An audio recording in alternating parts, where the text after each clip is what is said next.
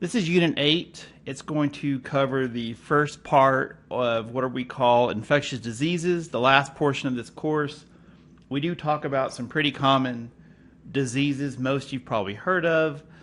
This first section is definitely ones that are based on direct contact. And the first video here, we're going to cover the skin and eyes. And like I said, most of these, undoubtedly, at some point, most people have heard of these things. So let's start with the skin first. Like it says here, it's the body's first line of defense against pathogens, and we kind of covered that. Skin is acidic. Skin is sloughed off daily, and then it has a layer underneath that's being replaced by mitosis. Skin has a layer of oil from sebaceous glands.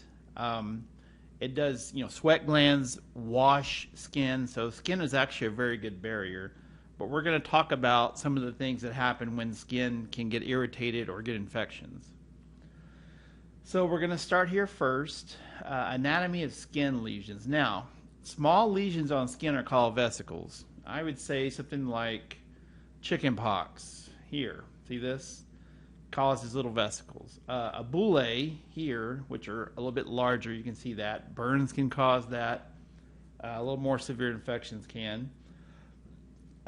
Flat red lesions on skin are called macules. And you can't tell here, but think about measles, things like that. And you can see they're flat, whereas this has fluid, and you can see, look, it's just right underneath. This is the epidermis. Same thing here, epidermis. So it's just barely underneath what's called the stratum corneum, which is the very top layer of the epidermis. In fact, these can burst pretty easily, and so will this one. In fact, a lot of times this is described as when these barriers kind of break down, you get a larger, the bulle thing. And raised lesions are called papules, or when they contain pus, a pustule. Now, these are deeper. A papule, it doesn't necessarily have to have pus in it, but you can see how deep. In fact, this is actually in the dermis. Skin has two layers. Top layer is epidermis. Down here, in fact, that's a little bit of adipose, and where you have what are called the accessory organs, they're in the dermis. So nerves, larger blood vessels. Anyway, and so you can see how deep this one is. Now these, a lot of times, because they're just underneath the skin, people can get ointment, some kind of topical treatment, whereas these that are deep, and you probably know what's coming next, these are ones that you would have to have a incision cut and drain, that kind of thing. So let's just go through some common bacterial diseases of skin, and then we'll get to the eyes, of course, too. Okay, a furuncle. Now, along with this, you do have a PowerPoint that goes along with this. Now, here is a furuncle. It's like a large pimple, and it comes from an infected sebaceous gland. So right here on the skin model, that little area down here, that's a sebaceous gland. They're oil glands in skin. And sometimes this will get blocked, which is what acne is, and that's a pimple. And then you have an infection. You get white cells that move in there, which is pus. A furuncle is a big version of that. Most common cause is Staphylococcus aureus, that's already on skin. Transmission, direct contact, fomites, aerosol. It's basically kind of an infection that's already on skin. Symptoms, a large red lesion with pus formation. And so for all these conditions, you'll have to know what is the transmission, what are the symptoms, that kind of thing. All right, so that's a furuncle. Now, a carbuncle is like a furuncle on steroids. Those are huge. Same causative agent, same form of transmission. And you can see one there on this person's neck. See how big that is? And same thing. Those get lanced or whatever you want to call it. You hear stories about people that have gone long enough to go to the doctor where there's so much pressure there. When they lance them, things start squirting out. And I put a couple of videos under this heading that you can watch if you want to see these a little more detailed. All right, so that's a carbuncle. Impetigo. I'm sure everybody's heard of this.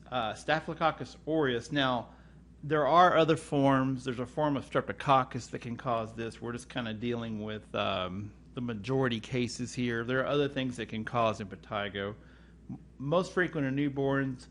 A baby's skin, the normal flora on a baby is not quite established, so they're more prone to getting these type of infections. Anyway, impetigo, now that's an extreme case. Probably if you bring your child to the doctor looking like that, they're not going to be happy with you. But these crusted lesions, and it's like almost like a hole in skin, and you can take off this lesion and then it comes back. And the treatment for that is an ointment called Bactroban.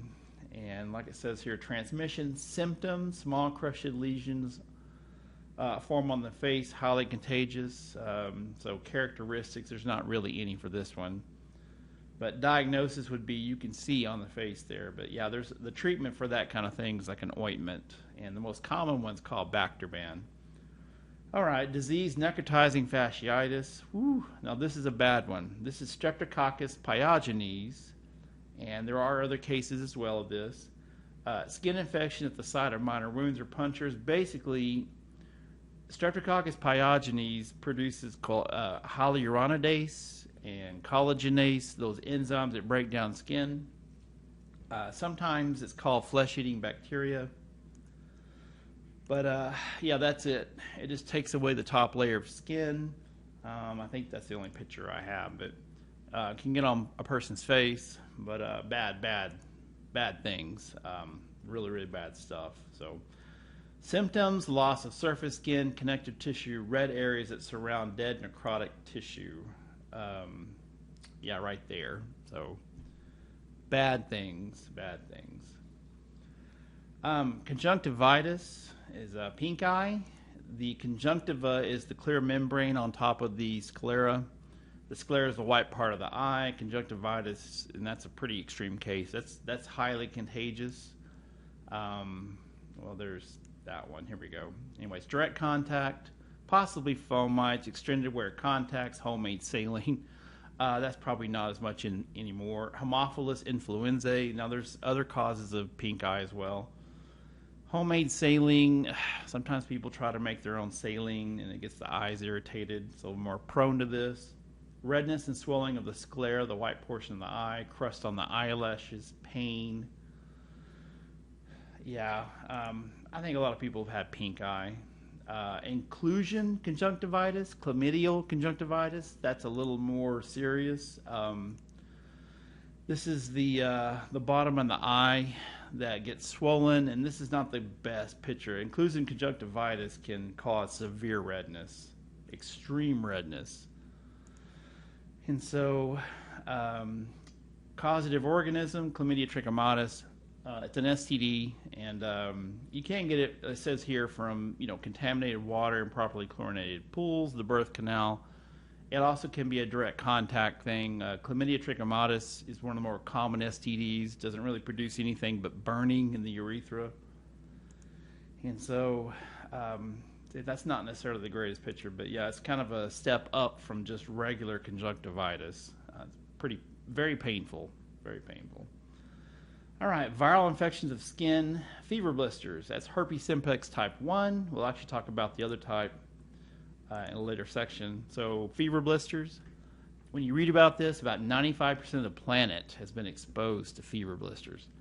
And what it is, the virus is stored in the facial nerve in the face, and then someone becomes either stressed, like it says here, direct contact with lesion, that's how you get it, but it gets stored in the facial nerve, and so recurrent infection viruses do this. So it gets stored in the actual nerve itself, and then either extreme fatigue, sunburn, immune system response, you can get what's called a fever blister, which is that eruption. It says a raised red lesion on the margin of the lips. So right there, that's a fever blister.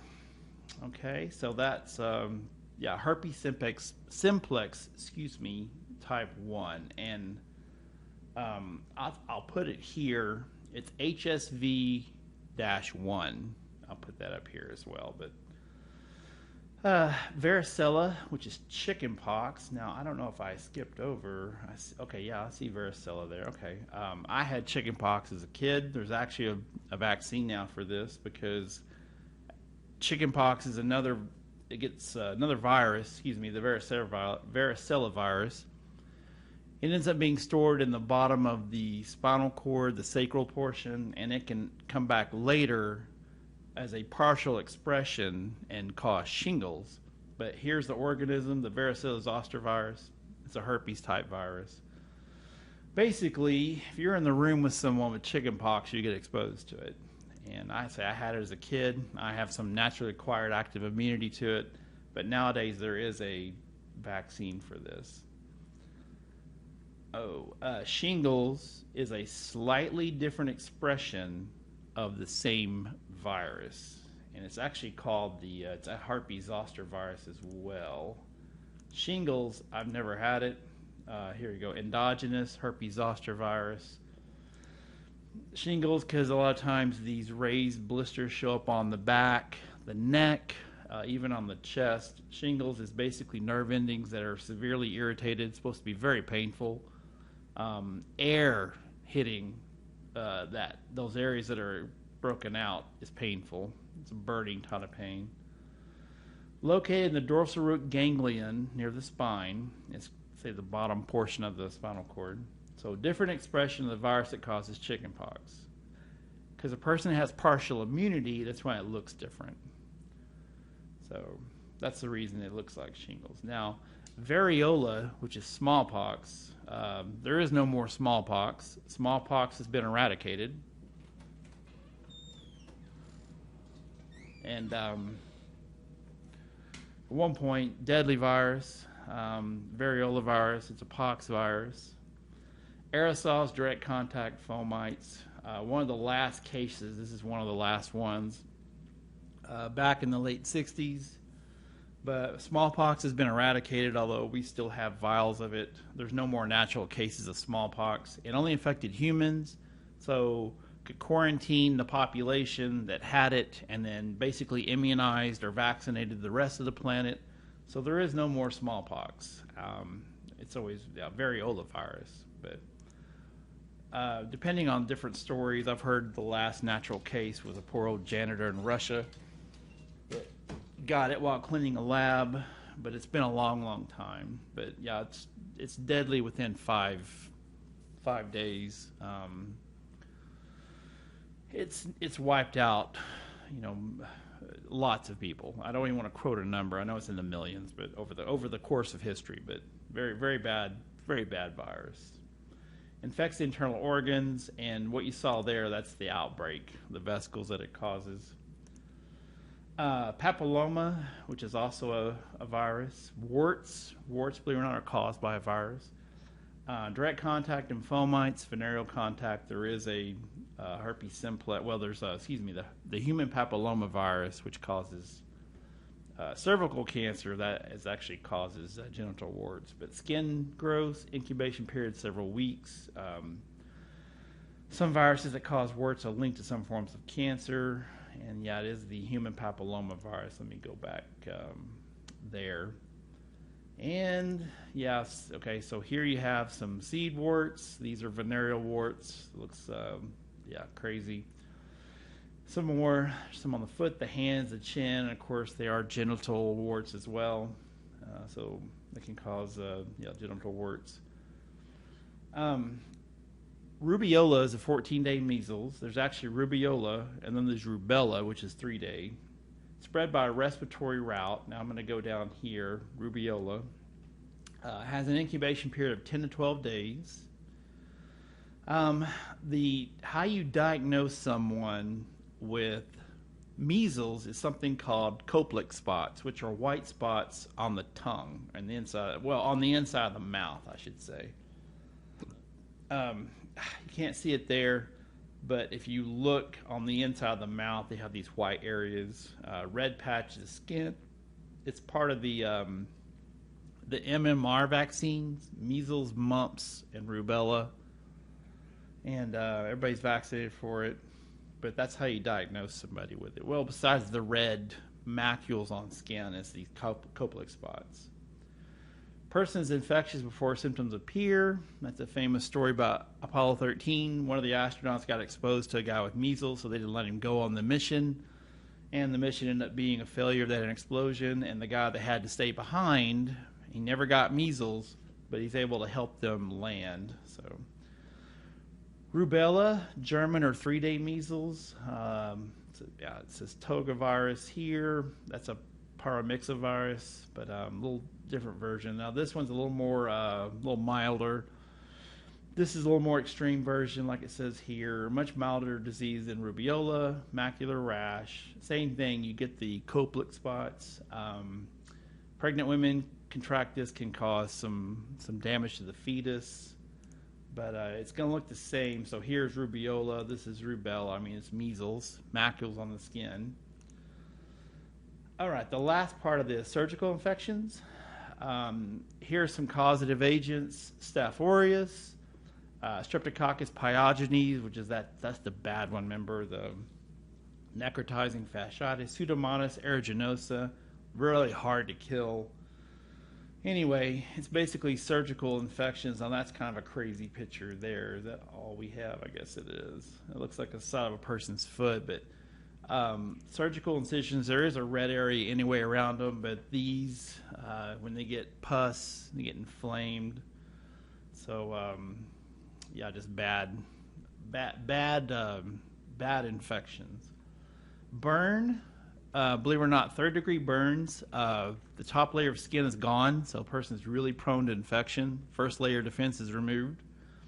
Pseudomonas aeruginosa, this bacteria, and this is a bacteria, it produces something called piocinin, which is a blue-green pus. And what would happen is a person with a 3rd-degree burn would have a black light held over them, and then you could see this blue-green pus if you had an infection. But there is a picture here, so there's someone with their legs burned. But yeah, a really common infection with burn patients is Pseudomonas aeruginosa. Gas gangrene, Clostridium perfringens. Clostridium is a genus. It's all the bad stuff. Tetanus is that way, botulism. But yeah, gangrene is basically tissue. The bacteria use, they're anaerobes, but the bacteria use the glucose stored in muscle tissue for energy, so they break down skin, and that's, people, if it gets too bad, you lose limbs. So ischemia causes death of soft tissue, usually occurs in muscle tissue as the microbes grow and ferment, store glycogen in muscle tissue. They produce gas, which swells the tissue. So there's, that person's going to lose probably their entire hand, I would think, even though this doesn't have it, but that's gas gangrene. So, the toxins move along muscle, killing cells, and so, it isn't, the term obligate anaerobe, it is killed by oxygen, believe it or not, but obligate means strict. Tetanus, Clostridium tetani, causes tetanic contractions of the nervous system, produces tetanospasmin, that's the toxin, and it blocks what's called the relaxation pathways of the nervous system. The brain has something called reciprocal innervation, meaning if a person contracts their bicep, the gun show, the triceps, the back muscle, an extensor relaxes, and tetanus blocks all that.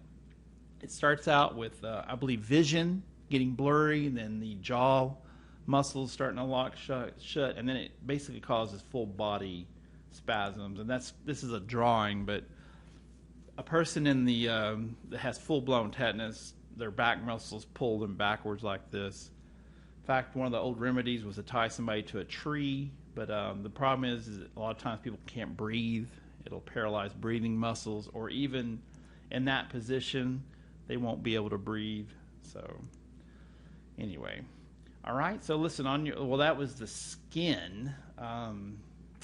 Okay, well, skin and eyes. We did eyes as well, conjunctiva and all that. But yeah, for these, know the disease, the causative agent, Clostridium perfringens, how do you get it, and what are some of the symptoms? Okay, so thanks for joining me.